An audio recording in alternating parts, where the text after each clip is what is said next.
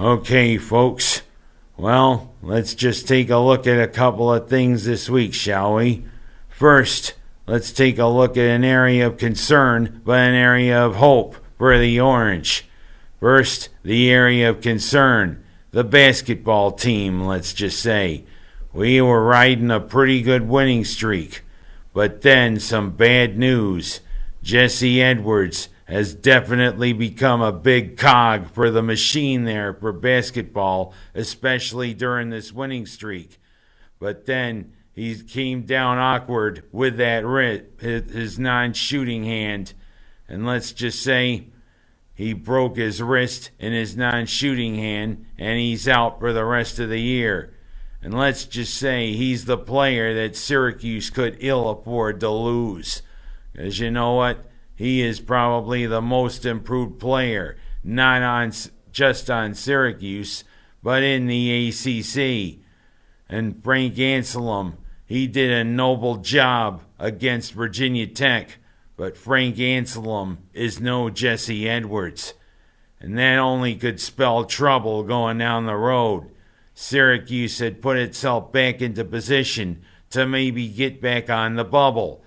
And you know what? Now with Edwards out, Anselm in, you gotta wonder, is Syracuse gonna maybe fall back below 500?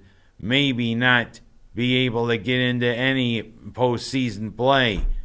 But I mean, Anselm, he'll hopefully do pretty good. Hopefully others can help elevate their play. Because, I mean, after what happened, we got Boston College coming up Saturday. We got Georgia Tech coming up next Monday. But then comes the killer finish. I mean, Notre Dame, North Carolina, and Duke, and Miami to close the season. And then leading into the ACC tournament. SU definitely now has to step it up a notch with Edwards out and Anselm in. Anselm, I mean, he showed he can be pretty good with the boards, but Anselm doesn't have the touch that Edwards has. You know, PT can help it out. But you know what? It's concerning time going down the stretch for SU basketball. But now for the little bit of hope. Gary Gait started his tenure as SU's new lacrosse coach. Gait came over from the SU women's team where he was doing a pretty darn good job. And you know what? I hoped that Gait could get some fire coming from one of the all-time greatest lacrosse players, teaming with his brother, for what a hell of a duo it was in the late 80s. The two of them revolutionized the sport. And with John Desko the last few years going, you know, as SU's coach, they needed a good swift kick in the ass. And boy, did Mr. Gait do that in the opening game. 28 goals, especially with an all-time great coach, Roy Simmons Jr., standing there on the sidelines with him. It was a win reminiscent of when the Gait played and when Roy Simmons Jr. coached. 28-5 over the team that Robin had to make a nickname for. Holy cross, Batman! Boy, did you see that thing on the sideline? Yes, Robin. That is a nice thing coming from a Catholic university from Worcester, Massachusetts.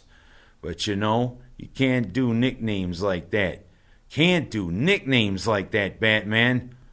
Holy unbad names.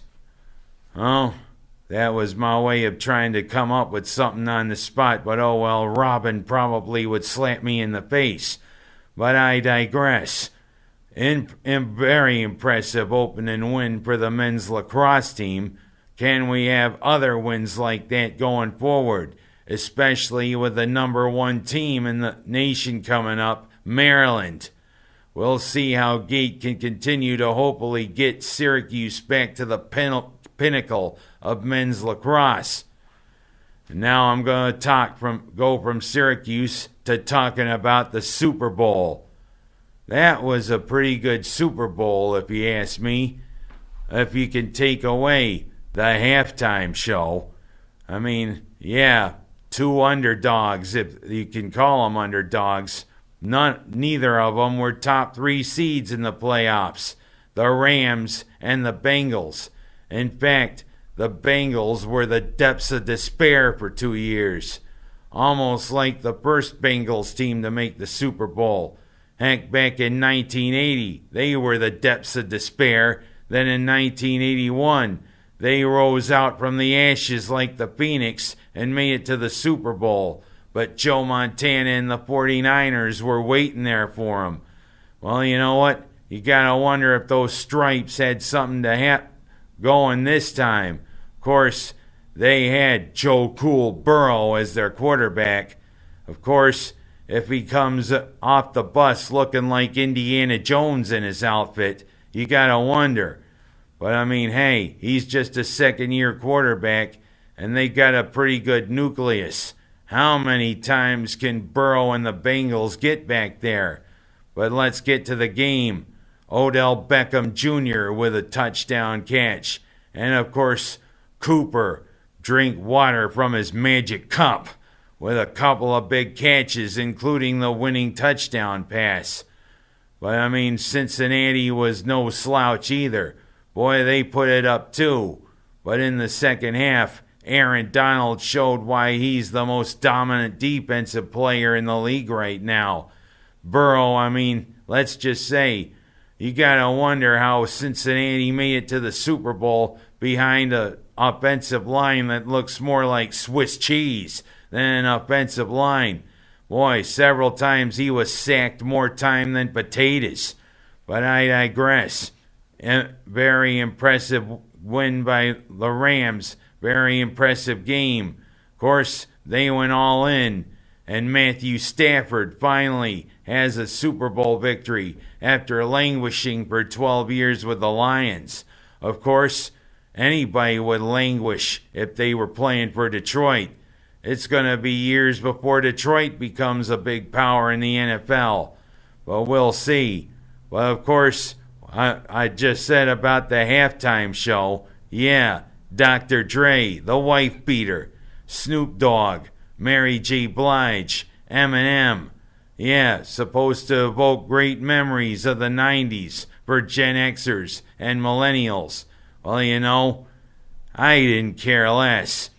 Of course, if my version of a halftime act, though all the acts would probably be in their 60s or 70s. Hey, I would have liked to have seen Rob Halford and Judas Priest sing there, but I digress. You know, it was nothing but a G thing, especially with Snoop Dogg there. But hey, they were sipping on too much gin and juice. Oh well, it's nothing but a G thing, baby. Two loped out buddies that are crazy. And Eminem taking a knee. You know what? Enough with this knee taking. How about cutting somebody off at the knee? Then that we wouldn't have that, especially to these nimrods who kneel during the national anthem. Cut them off at the knee. What I'd like to do is punch them dead in the face. But I digress. Well, we're now going to go through football withdrawal, at least for a couple of months, when the new USFL starts up. If anybody remembers that from 40 years ago, heck, football could work in the spring. Maybe not. Of course, if the lockout doesn't end, that's the only viable option we got going into April. Then we got the NBA and the NHL playoffs. Oh well. And I want to just quickly talk about Russia here. That figure skater, Valieva, 15 years old. She's amazing. Or is it the heart medication? Yeah. You know, Russia is definitely in the doghouse when it comes to international competition. Because, hey, they had state-sponsored doping. But it looks like she was taking a medication for her heart that supposedly improves performance. But you know what? They cleared her to compete. You know what it says? Hey, they can be like their leader, Vladimir Putin, who continues to flaunt every little thing and get away with it. Hell, They can cheat now and pretty much get away with it. And of course, I will talk about a little about their beloved leader. You know what? You want to spit at him when you say his name. Putin! Putin! And he's about to maybe invade Lurch's favorite country. Imagine Gomez. Hey, Lurch, you know what? They're about to put a lot of tanks and troops in your favorite country. Gong. You. Oh, well, a dog's putting his 2 cents worth in. Ukraine. Yeah, they're about to invade your country. What do you think about that, Lurch? And I'm going to go from that bad pun to a last bad pun. Let's just say the Waterloo girls are definitely getting ready for the sectional playoffs. Impressive wins against Mynderse and against Hornell, the team they could play for the Class B1 title. But I just wonder, you went down to Hornell, Waterloo. Why didn't you bring me back some chili?